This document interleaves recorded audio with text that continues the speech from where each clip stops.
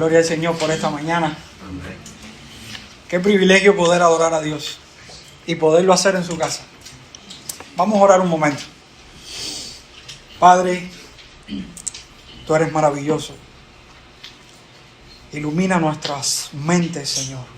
Ilumina nuestro ser. Y permite que nuestras almas se desesperen en este momento con gran hambre y sed de tu palabra, Señor. Padre, llena nuestro ser y que tu Espíritu conmueva nuestro ser para venir a Cristo postrado a sus pies y poder reconocer que Jesucristo es el Dios eterno. En el nombre de Jesús. Amén. Amén. Le invito a buscar en la palabra del Señor en Juan capítulo 16. Hoy vamos a terminar el capítulo 16 de Juan. Juan capítulo 16, versos del 25 al 33. Dice la palabra del Señor en Juan capítulo 16, versos del 25 al 33. Estas cosas os he hablado en alegorías. La hora viene cuando ya no os hablaré por alegorías, sino que claramente os anunciaré acerca del Padre. En aquel día pediréis en mi nombre, y no os digo que yo rogaré al Padre por vosotros, pues el Padre mismo os ama, porque vosotros me habéis amado y habéis creído que yo salí de Dios. Salí del Padre y he venido al mundo. Otra vez dejo el mundo y voy al Padre. Le dijeron sus discípulos: he aquí ahora hablas claramente y ninguna alegoría dices. Ahora entendemos que sabes todas las cosas y no necesitas que nadie te pregunte. Por esto, creemos que ha salido de Dios. Jesús les respondió: ¿ahora creéis? He aquí, la hora viene y ha venido ya, en que seréis esparcidos cada uno por su lado y me dejaréis solo. Mas no estoy solo, porque el Padre está conmigo. Estas cosas os he hablado para que en mí tengáis paz. En el mundo tendréis aflicción, pero confiad, yo he vencido al mundo. Uno de los peligros más grandes que tiene la religión de los testigos de Jehová es que sutilmente tergiversan la palabra del Señor. La traducción de los testigos de Jehová que usan como la Biblia hace cambios de palabras que a veces son palabras que son verdad, pero no es la verdad que está diciendo el texto específicamente.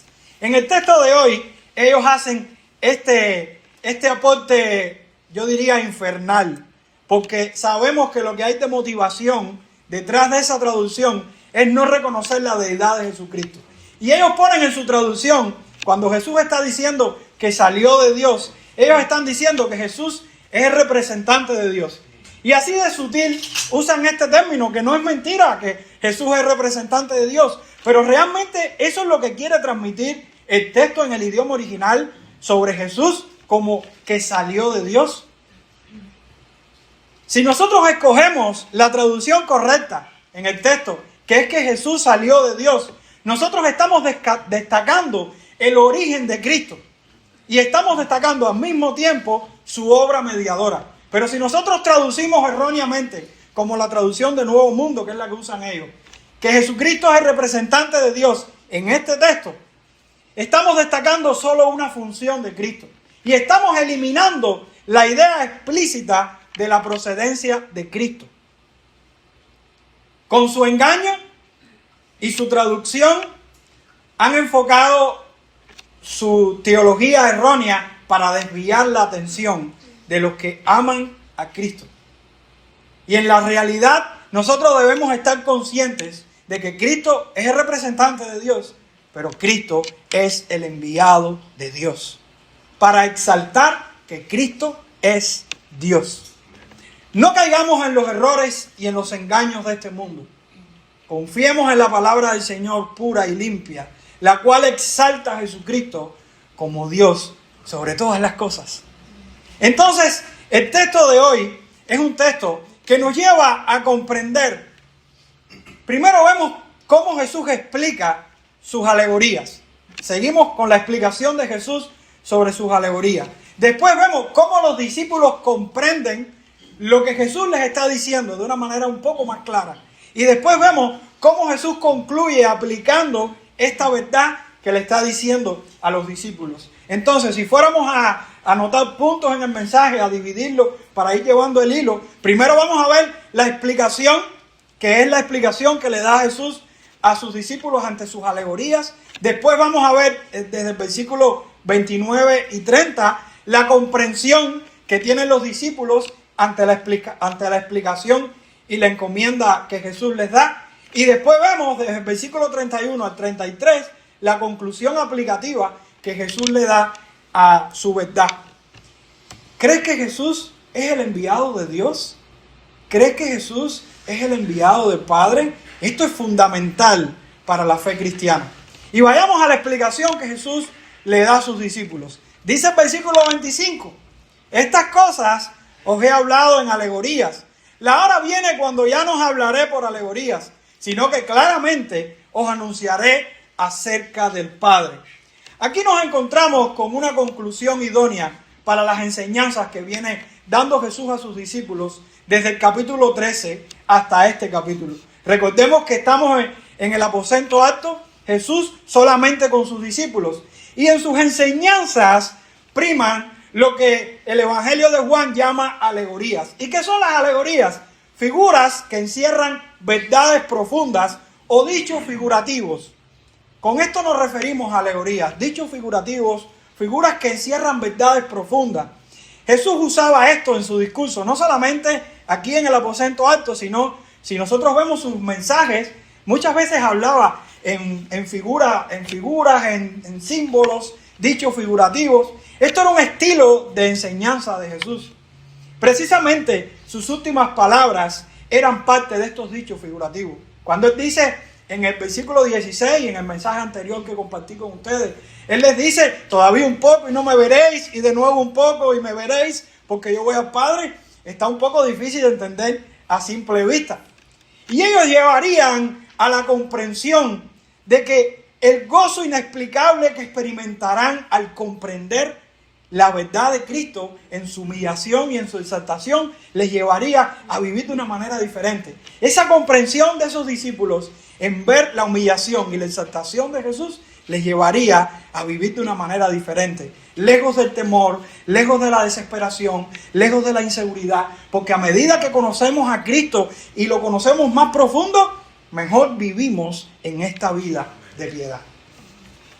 Yo creo en lo personal que la idea básica del discurso alegórico de Jesús se encuentra en lo que ellos deberían entender sobre quién es Dios y cómo obra en la redención del hombre. Y eso lo vemos evidente en los versículos 26, 27 y 28.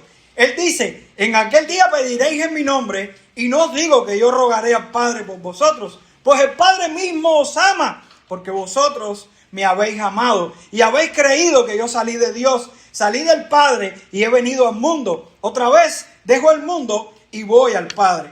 Este es el punto clave: poder comprender y recibir el hecho de que Jesús saliera del Padre e irá al Padre. Y si logramos comprender esto como discípulos de Cristo, veremos que una vez que lo entendamos, todos los discípulos de Cristo pedirán en su nombre y percibirán el amor del Padre hacia una fe genuina y un amor genuino que ellos expondrán en su vida. Jesús es el enviado del Padre.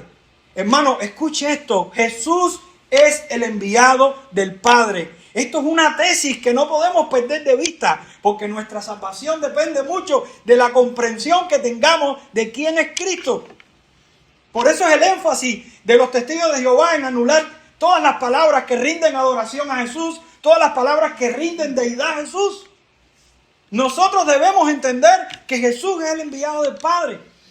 La esperanza mesiánica de Israel en el Antiguo Testamento se concentraba en la venida del mismo Dios en persona para redimirles. El mismo Dios en persona vendría a redimirles. Cuando nosotros vamos a los profetas, por ejemplo, Zacarías capítulo 2, versos 10 y 11, afirma esto. Dice Zacarías capítulo 2, versos 10 y 11: canta y alégrate, hija de Sión, porque he aquí, vengo y moraré en medio de ti, ha dicho Jehová. Y se unirán muchas naciones a Jehová en aquel día, y me serán por pueblo, y moraré en medio de ti. Y entonces conocerás que Jehová de los ejércitos me ha enviado a ti. El profeta Malaquías en el capítulo 3, verso 1, habla de Juan y habla del propio Jesús. Dice la palabra: he aquí, yo envío mi mensajero, el cual preparará el camino delante de mí. Ahí está haciendo referencia de Juan el Bautista. Y después dice: y vendrá súbitamente a su templo el Señor, a quien vosotros buscáis, y el ángel del pacto, a quien deseáis vosotros. He aquí, viene, ha dicho Jehová de los ejércitos. Pero la manera de Dios venir en persona a redimir al mundo será haciéndose semejante a los hombres, sin perder su esencia divina. Él cumplirá su plan para ellos. Y la evidencia está en Juan capítulo 1, verso 14, donde dice: y aquel verbo, aquella palabra, fue hecha carne y habitó entre nosotros, y vimos su gloria, gloria como del unigénito del Padre, lleno de gracia y de verdad. Qué glorioso es saber que Dios se hace hombre para salvar al hombre. Por eso Juan Calvino afirmaba esta expresión, y él decía: creemos en Jesucristo, a quien creemos ciertamente como Hijo único del Padre, no engendrado como los fieles por adopción solamente y por gracia, sino naturalmente y desde la eternidad por el Padre. Cuando le llamamos único, le diferenciamos así de todos los demás. Pero en cuanto a que es Dios, es uno con su Padre Dios, siendo de la misma naturaleza sustancia, no distinto de Él, sino en la persona que posee, la cual es propia y distinta del Padre.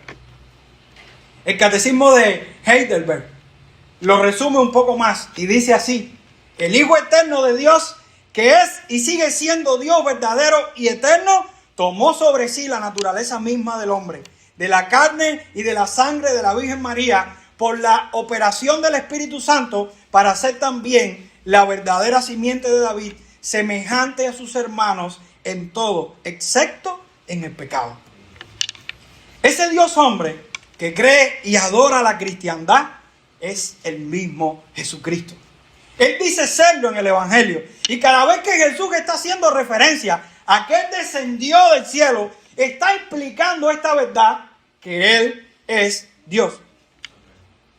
En el capítulo 3 Él dice: nadie subió al cielo, sino el que descendió del cielo, el Hijo del Hombre que está en el cielo. Ahí está hablando de su omnipresencia. En el capítulo 5 Él dice: el que no honra al Hijo, no honra al Padre que le envió. El Padre que me envió ha dado testimonio de mí. Así dijo Jesús. En el capítulo 6 Él dice: porque he descendido del cielo, no para hacer mi voluntad, sino la voluntad del que me envió.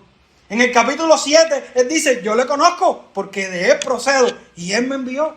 En el capítulo 8 Él dice: vosotros sois de abajo, yo soy de arriba. Yo no soy de este mundo, porque yo de Dios he salido y he venido, pues no he venido de mí mismo, sino que Él me envió. Ese Dios hombre, confirmado por las palabras de Jesús, también es confirmado por las palabras de los apóstoles. Les pongo solo dos ejemplos. El apóstol Pablo, en Filipenses capítulo 2, versos 6 al 8, un texto muy conocido por nosotros, dice así: Cristo Jesús, el cual, siendo en forma de Dios, no estimó el ser igual a Dios como cosa a que aferrarse, sino que se despojó a sí mismo, tomando forma de siervo, hecho semejante a los hombres, y estando en la condición de hombre, se humilló a sí mismo, haciéndose obediente hasta la muerte y muerte de cruz.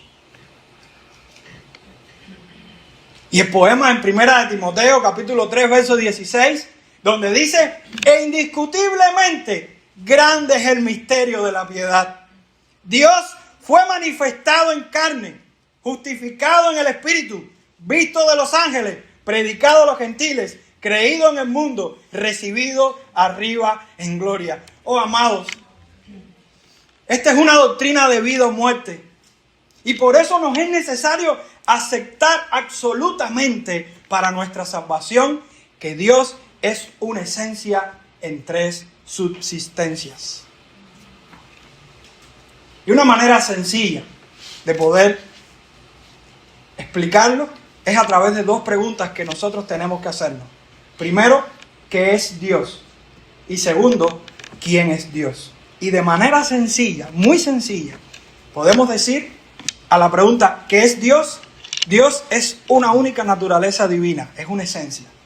¿Qué es Dios? Una única naturaleza divina, una esencia, que es inmenso, eterno, espíritu, omnisciente, omnipotente, omnipresente, sabio, justo, santo, amor, toda bondad, misericordia. Dios es una esencia, la única naturaleza divina. Pero ¿quién es Dios? ¿Quién es ese Dios? Bueno, ese Dios es Padre, Hijo y Espíritu Santo. Si nosotros podemos definir esto, al menos en nuestra mente, nosotros estamos en el camino correcto de una comprensión de quién es el Dios que decimos adorar. El Dios al que nos llama la Biblia a adorar. El Padre es eternamente Dios. El Hijo es eternamente Dios. El Espíritu es eternamente Dios. Pero el Hijo asumió la naturaleza humana y sin dejar de ser Dios, siendo una persona con dos naturalezas, habitó en medio de nosotros. Dios con los hombres, Dios hombre, 100% Dios, pero también 100% hombre. El hombre necesitaba que Dios le salvara, pero la manera que Dios diseñó para salvar al hombre era haciéndose hombre, para que esos hombres pudieran ser perdonados, limpiados por ese Dios hombre. Solamente Dios puede salvar al hombre, pero solamente el hombre puede morir por el hombre culpable. Y cuando Cristo dice que procede del Padre, habla tanto de su relación eterna con el Padre, como también de su misión redentora en el tiempo. Él está hablando de estas dos verdades en esa implicación. Por eso tenemos que afirmar, como diría Vicky, el Salvador divino se revistió de la misma naturaleza humana que necesita desesperadamente la salvación. ¿Recuerdan la frase? El Hijo de Dios se hace hijo de hombre para que los hijos de los hombres sean hechos hijos de Dios. Ese es Jesús. El Hijo de Dios se hace hijo del hombre para que los hijos de los hombres nos podamos hacer hijos de Dios. Qué maravillosa verdad. Y es por eso que debemos aplicar esta información a la luz del texto de hoy. Porque de aceptar esta declaración, vemos cumplido el propósito por el que el Padre envió al mundo a su Hijo. Y les invito a leer nuevamente de los versículos 26 al versículo 28. En aquel día pediréis en mi nombre, y no os digo que yo rogaré al Padre por vosotros, pues que el Padre mismo os ama, porque vosotros me habéis amado y habéis creído que yo salí de Dios. Salí del Padre y he venido al mundo. Otra vez dejo el mundo y voy al Padre. La implicación de este texto radica en que los discípulos gozarán de su comunión con Dios en la representación del Cristo por medio de una relación de amor y de fe. Ellos, en el texto, infiere que ellos aman a Cristo y que tienen la certeza de que Cristo es el enviado del Padre. Ellos están seguros de esto. Y aunque es un amor y una fe débiles, son un amor y una fe verdaderos. De hecho, la palabra con la que se traduce amaron y creyeron ahí en el griego es un verbo perfecto. Y es importante resaltar esto, porque estás hablando de una acción en el pasado, pero que hace énfasis en la vigencia del presente. De modo que lo que ellos hicieron en un pasado, su fe y su amor pasada, está presente en ese momento que el escritor está expresando esa verdad. Ellos están viviendo un amor y una fe verdadero, un amor y una fe sincero, un amor y una fe auténticos. Y es la realidad de esos discípulos. Es débil, es verdad, es inmaduro, es verdad, pero es verdadero. Es verdadero, hermano. Meditemos en esto. No somos diferentes a ellos. Y muchas veces nosotros en nuestra debilidad podemos decir, pero mi amor y mi fe es verdadero. A pesar de mi debilidad. Yo le amo. Yo le amo aunque esté cojo, tuerto, manco. Pero yo quiero entrar. Yo quiero estar con Él. Y en el estado presente de amor y fe de esos discípulos a ese Jesucristo, es evidente que son objetos privilegiados del amor presente del Padre. Hermanos, aquí vemos el propósito por el cual creemos Juan 3:16. El Padre les amó desde el principio. El Padre les amó anteriormente. Y por eso envió a Jesús a este mundo. Por amor. ¿A quién? A esos que tienen fe y amor en Jesús. Aquí está la realidad de la vida y la realidad del propósito por el cual Dios amó al mundo. Para salvar a aquellos que del mundo tengan fe en Él. Y la evidencia está en la fe y el amor que esos hombres tienen por Jesús. Están gozando y experimentando el amor del Padre. Hermano, esto es maravilloso. Porque nosotros estamos en la misma condición si somos creyentes. Experimentando un amor permanente, presente de nuestro Padre. Glorioso amor de nuestro Padre, el cual nos ama con amor eterno. Y es en virtud de este estado de salvación que ellos pedirán. Es en virtud de este estado de salvación que ellos también recibirán en el nombre de Jesús cuando oren al Padre. Porque lo harán conforme a la revelación de la redención que Cristo les está mostrando al morir en su sacrificio expiatorio. Él morirá en unas horas. Y en virtud a ese conocimiento y esa comprensión y esa fe y ese amor que ellos tienen en Cristo, en virtud a eso que pasará en unas horas, ellos están experimentando el amor del Padre. El amor del Padre que es manifestado, que es expuesto, que es visible en aquellos que tienen fe y amor en Cristo. Y deberíamos entender que para el contexto de estos discípulos, Jesús les está dando mucha claridad sobre quién es el verdadero Dios. Porque hoy nosotros entendemos, después de 2000 años, muchas cosas que ellos no entendían. Porque no solo basta con saber que Dios es omnipotente, que Dios es omnipresente, que Dios es altísimo, que Dios es infinito, que Dios es soberano, que Dios es eterno, que Dios es el creador, que Dios es salvador, sino también que tenemos que creer que ese Dios es un Dios trino, que ese Dios es una esencia en tres subsistencias, que ese Dios es el Padre, el Hijo y el Espíritu Santo. De modo que tenemos que tener una comprensión clara de quién es Dios, aceptada de quién es Dios. El Padre escoge al hombre para salvarlo desde la eternidad. El Hijo viene a este mundo y muere por el hombre para que ese hombre pueda ser perdonado y pueda ser redimido. Y el Espíritu Santo pone en ese hombre la dádiva para amar a Dios por medio del Hijo. ¡Qué maravilloso es nuestro Dios eterno! Un Dios que diseñó un plan de salvación para que nosotros hoy, como esos discípulos, pudiéramos darle la gloria a Dios. Por eso creemos que Jesús es el Hijo de Dios. Porque tiene todo el poder para salvar nuestras almas. Porque tiene todo el poder para redimir nuestras almas. Y porque tiene toda la autoridad y la moral por haber vivido de una manera intachable y haber ido a esa cruz por nuestras almas. Si desligamos el conocimiento de Dios de la obra de sus tres personas, estaríamos negando al Dios verdadero que nos revela en Jesucristo la salvación prometida desde el Antiguo Testamento, aunque en algunos textos es un poco difícil de entender. Pero ya que tenemos la Escritura completa, el canon cerrado, podemos afirmar que el Padre es Dios, que el Hijo es Dios y que el Espíritu es Dios, y que es un solo Dios en tres subsistencias. Por eso el evangelista nos recalca en el capítulo 1, verso 18, a Dios nadie lo vio jamás. El unigénito Hijo que está en el seno del Padre, Él le ha dado a conocer. Jesucristo está en una relación eterna con el Padre y se nos ha revelado en su misión redentora por medio de su única persona en sus dos naturalezas. Y ahora vemos la comprensión de estos discípulos. Les he dado una explicación teológica, pero creo que es importante porque debemos entender quién es Jesús, quién es el Jesús que adoramos. Y ahora los discípulos comprenden al menos algo de lo que Jesús le está diciendo. Porque cuando vamos al versículo 29, dice que le dijeron sus discípulos, he aquí, ahora hablas claramente y ninguna alegoría dices. Menos mal que entendieron algo.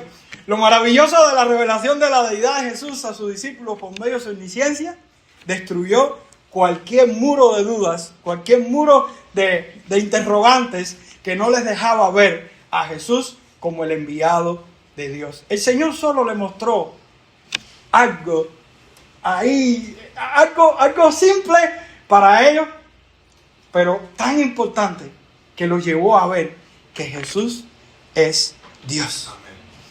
Miren, el versículo 30 dice: ahora entendemos que sabes todas las cosas y no necesitas que nadie te pregunte. Por esto creemos que has salido de Dios.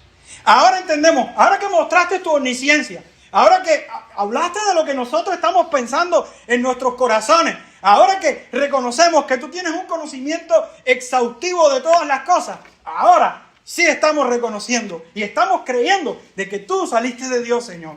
¡Oh! ¡Qué declaración más poderosa la de estos discípulos! Poder reconocer que Jesús ha venido de Dios es poder reconocer y adorar al Dios verdadero que la Biblia habla y que está velado para mucha gente. Es un privilegio exclusivo poder reconocer que Jesús es Dios, el enviado de Dios, que vino con un propósito a este mundo. Y sus discípulos captan esta esencia. Jesús, a través del velo de su humanidad, abre un poquito. Y los discípulos ven la gloria, ven esa verdad en sus palabras. Y hay un punto peculiar en este versículo 30.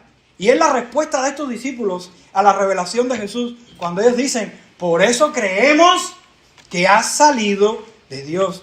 La fe de estos discípulos frente a la revelación de la deidad es muy distinta a la fe de los judíos ante la revelación de la deidad de Jesús. Y es importante saber esto, porque no todo el mundo, cuando escucha estas palabras, va a reconocer que Jesús es el enviado de Dios. Porque si nosotros hacemos solamente un bosquejito pequeño, en algunos momentos donde Jesús reveló su deidad por medio de sus palabras y la reacción de los judíos, nos daremos cuenta de que la mayoría no reconoce esto. Les pongo algunos ejemplos. Por ejemplo, en Juan capítulo 5, Jesús dice: mi Padre hasta ahora trabaja y yo trabajo. ¿Y qué interpretaron los judíos? Dice que los judíos buscaron matarle porque él se hacía igual a Dios cuando hablaba estas palabras. En el capítulo 6, él dice: yo soy el pan de vida. ¿Y qué hacían los judíos? Murmuraban porque afirmó haber descendido del cielo. En el capítulo 7, él dice: yo le conozco porque de él procedo, refiriéndose al Padre. ¿Y qué hicieron los judíos? Procuraron prenderle. En el capítulo 8 él dice: vosotros sois de abajo, si no creéis que yo soy, moriréis en vuestros pecados. ¿Y qué hicieron los judíos? Persistieron en su incredulidad. En el capítulo 8 también dice: antes que Abraham fuese, yo soy, afirmando que él era el yo soy. ¿Qué hicieron los judíos? Tomaron piedras para apedrearlo por blasfemia. En el capítulo 10 él dice: yo y el Padre uno somos.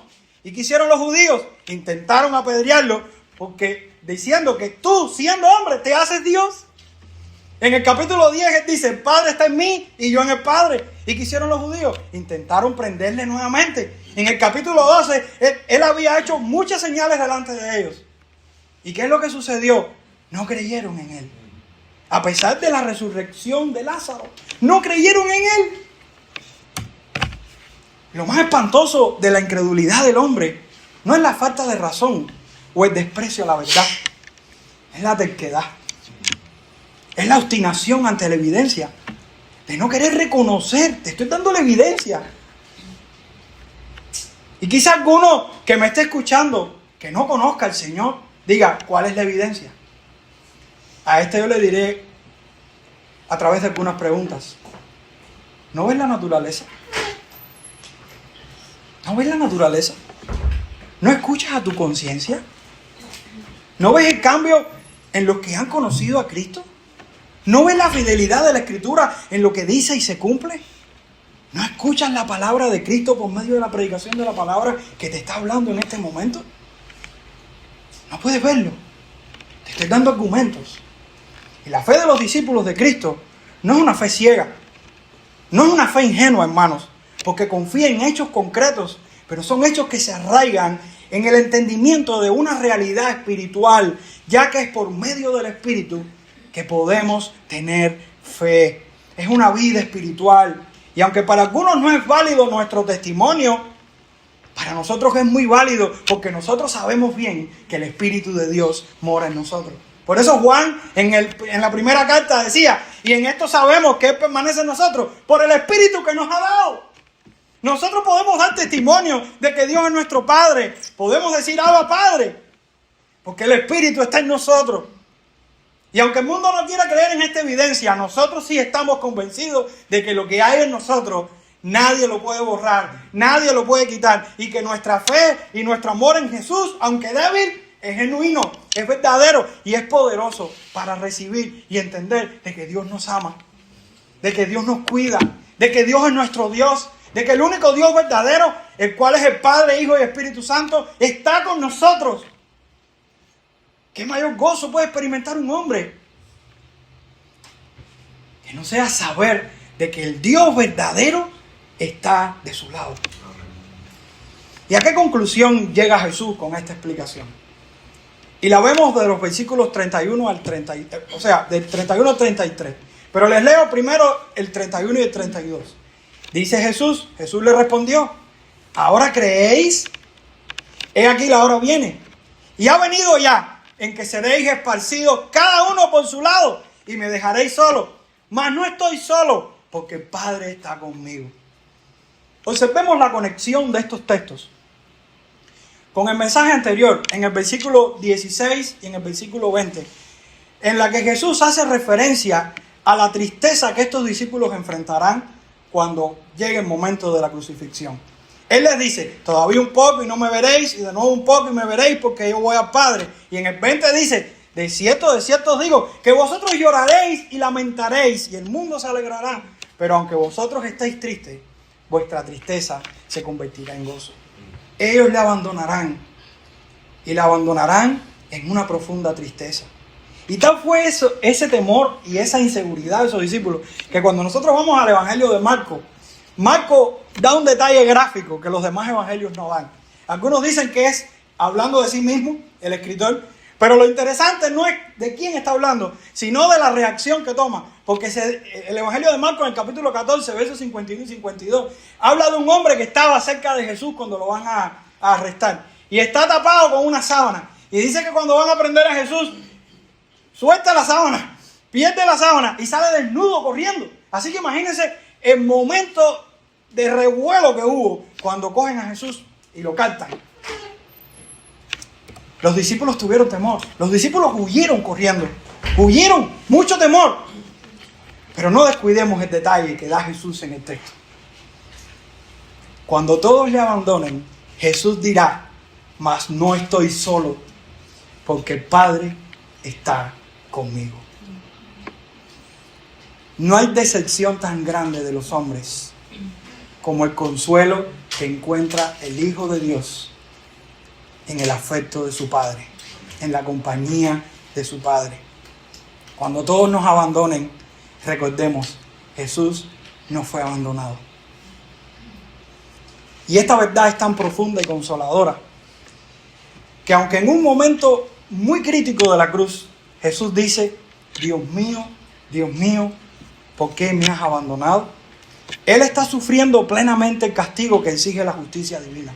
Pero escuche, hermano, no es abandonado en su esencia divina, tampoco en su relación pactual, tampoco en su amor eterno y tampoco en la unidad de la Trinidad entre las tres personas de la deidad. Por eso tenemos que decir que cuando Cristo soportó el abandono judicial del Padre en lugar de su pueblo, nos dio a nosotros el privilegio de poder ser consolados por ese mismo Dios que nunca la abandonó en su deidad. Cristo sufrió en su propio cuerpo lo que se experimenta, ser abandonado. ¿Para qué? Para que tú y yo fuéramos abrazados por Dios. Para que tú y yo no sufriéramos el abandono de los hombres. Para que cuando los hombres nos abandonen, para que cuando la vida nos vaya dura, nosotros podamos estar cimentados y confiados de que mi Dios no me abandonará nunca. Él dijo en el libro de Hebreos, nunca te abandonaré ni nunca te dejaré. Así está en el idioma original. De hecho, el texto tiene 5 no para demostrar que es nunca. Ese no es una negación absoluta. No te dejaré ni te desampararé. ¿Qué privilegio tiene el pueblo de Dios ante esta verdad, hermano? Quienes están unidos a Cristo jamás experimentarán el abandono del Padre. Y el propósito de estas palabras de Jesús era que sus discípulos fueran consolados ante el sufrimiento con la paz que solo Él puede dar. Porque en el versículo 36, Él termina este discurso donde dice: estas cosas os he hablado para que en mí tengáis paz. En el mundo tendréis aflicción, pero confiad, yo he vencido al mundo. Y es fácil tener paz cuando todo va bien. Pero la paz de Cristo obra cuando el mundo se derrumba delante de nosotros. Ahí es donde vemos la paz verdadera. Cuando lo perdemos todo. Cuando nos traicionan los hombres. Cuando somos abandonados por nuestros padres, nuestros esposos. Cuando nos asaltan. Cuando lo perdemos todo en un incendio. Cuando nos quedamos solos. Cuando nos quedamos como ese hombre que escribió el himno Estoy bien con mi Dios, que perdió a su familia. Ahí es donde encontramos esa paz. Es como ese pajarito que está cantando en medio de una tormenta en un palo del barco. Y cuando todos están asustados y en temor, ese pajarito está cantando. Es como los hombres que dieron testimonio de la verdad ante Juan Wesley. Cuando él se convirtió. Él dice en sus historias de que él veía a esos moravos cantando en medio de la tormenta. Y eso fue lo que a él lo llevó a cuestionarse si realmente era salvo después de ser evangelista y misionero en Estados Unidos. Qué impresionante la paz que Dios da a sus hijos. Qué impresionante, hermano. Y aclaro, es solo paz, pero paz exclusiva en Cristo. Él dice: en mí tengáis paz. Solo en Cristo y nadie más. Entonces la paz no es el fin que ellos buscan. La paz es el resultado de tener a Cristo como el fin y único camino para sus vidas. Y les digo, hermano, el peligro más grande que podemos tener en estos momentos también puede ser que estemos en la iglesia buscando cualquier cosa menos Cristo. Buscando paz, buscando consuelo, buscando amor, buscando un esposo o una esposa. Eso ha pasado. O buscando resolver un problema, o que me atiendan, o que me den cariño, porque en mi casa no me lo daban. Nada de eso va a saciar nuestro ser. Solamente Cristo y nadie más. Porque si vienes buscando a Cristo, Él se encargará de suplir lo que tú necesitas en su tiempo. Pero solo Cristo puede dar la paz que nadie puede dar. Por tanto, no busquemos más la paz. Busquemos solo a Cristo, porque quien no tiene a Cristo jamás tendrá la paz con Dios. ¿Y saben por qué todo esto es posible? ¿Saben por qué Cristo garantiza esto? Porque Cristo venció al mundo. Nosotros podemos estar confiados y cimentados de que nuestro Salvador venció. Fíjense que el texto dice: pero confiad, yo he vencido al mundo. Y es solo en la virtud permanente de Cristo frente al mundo que tenemos la victoria. Él ha vencido. Haciendo énfasis de que su presente es victorioso. Fíjense qué interesante. Aún Él no ha llegado a la cruz. Y hasta el momento ellos pueden dar testimonio de que Él venció. Ellos pueden tener una mirada clara de que lo que Jesús ha demostrado hasta ese momento es su victoria. Ellos pueden descansar desde ese momento en que Él venció, también por fe en lo que va a suceder. Pero ellos están viendo esa evidencia en Él. Es victorioso. Como mismo los discípulos recibirán de gratis las persecuciones y recibirán de gratis el castigo o las opresiones de este mundo, también recibirán de gratis la victoria de Jesucristo, la paz de Jesucristo. No se trata de nuestro esfuerzo, hermano, en obrar por obtener la victoria. Se trata de la dádiva que Cristo nos da en su propio esfuerzo. Él fue a la cruz, Él sufrió, Él padeció, Él caminó el camino del dolor para que nosotros hoy, de gratis, por gracia, tuviéramos la victoria de nuestro Señor Jesucristo. ¿Crees que Jesucristo es el enviado de Dios? ¿Crees que Jesucristo es el enviado de Dios, el cual es suficiente para llenar tu alma, para perdonar tus pecados, para salvarte de la condenación eterna? Si no eres creyente y quizás estás sentado aquí o me estás escuchando y me dirijo a ti, es porque me interesa tu alma. Y Agustín le preguntó en una ocasión al Señor: ¿no es castigo suficiente, Señor, no amarte? ¿No es castigo suficiente, Señor, no amarte? Si no eres creyente, deberías observar tu corazón. Deberías observar tu interior. Deberías mirar tu pecado en tu interior. Porque si no tienes a Cristo, quien es el Hijo de Dios, el enviado de Dios, el Dios eterno, hecho carne, no tendrás salvación. Y el no asimilar esta verdad, no solo te excluirá a los rincones más tenebrosos del infierno, sino que te excluirá de la dádiva maravillosa que podemos recibir los hijos de Dios en el amor de Dios. Hermano, lo triste del infierno no es el sufrimiento que vamos a tener porque nos va a quemar el fuego. Lo triste del infierno es que Dios no estará en su amor con nosotros. Si estamos ahí, yo no pienso estar ahí. La terquedad y la ceguera son grandes enemigos que tenemos ante esta verdad. Debemos abrir nuestros ojos, debemos ver esa evidencia en la Escritura, la cual es infalible, es inmutable. Debemos entender que por mucho que nos escondamos en nuestros pensamientos, Jesús reveló los pensamientos de los discípulos. ¿No? ¿Acaso no conoce tus pensamientos? ¿Acaso no conoce tus pecados? ¿Acaso no conoce tus mentiras? Las conoce si no eres creyente y si eres creyente también. Por eso te estoy diciendo, ¿de quién te escondes? ¿De quién te escondes? Tu conciencia te está hablando, pero Cristo te está hablando por medio de la predicación en este día. Oh pecador, si comprendieras que mayor que la paz que buscas en este mundo es Cristo. Cristo y solo Cristo llenará tu alma. Pero a ti, creyente que me escuchas, que has reconocido que Jesucristo es el enviado de Dios, no temas cuántas amenazas puede hacerte el enemigo. ¿Sabes por qué? Porque el victorioso murió por tus pecados. No temas cuánto venga el acusador a decirte mentiras y a ponerte un espejuelo en tu mente. No temas cuánto el enemigo te persiga por tu fe. No temas cuánto te menosprecien por ser cristiano. Recuerda siempre, el amor del Padre es mayor que todo lo que puedas experimentar. Y Dios te ama si eres creyente. Tu fe y tu amor pueden ser débiles, pero aunque débiles, no son poca cosa para Dios, porque están puestos en el lugar correcto, que es Cristo. Y si reconoces a Cristo y entiendes que Él es el vencedor, tendrás la victoria segura, definitiva. La tienes de hecho y llegarás hasta el final y gozarás hasta el final y gozarás por Él por toda la eternidad. Pero ahora, hermano amado, no te conformes con un estado espiritual mediocre, débil, inmaduro. Crece en la fe. Entiende que la vida cristiana es un combate constante.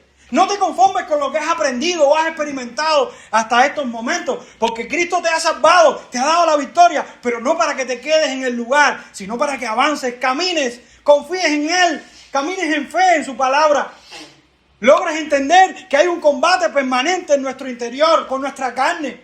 Logres definir y poder descubrir cuáles son las mentiras del diablo que cada día está imponiendo delante de ti. Logres entender cómo es la manipulación de este mundo para que los puedas enfrentar en fe y en obediencia a la palabra de Cristo. Contra todas estas amenazas, Cristo te dio la victoria. Entonces, levántate. Levántate, hermano. No pierdas tu tiempo. Levántate de tu silla. Levántate de tu condición. Y me refiero a condición espiritual. Porque Cristo ya te dio la victoria. Y tenemos en Él la plena seguridad a nuestras almas cargadas, turbadas, preocupadas, inseguras, porque solo en Cristo hay paz. Y me despido con las palabras finales de Jesús en este discurso. Estas cosas os he hablado para que en mí tengáis paz. En el mundo tendréis aflicción, pero confiad, yo he vencido al mundo. Amén. Amén.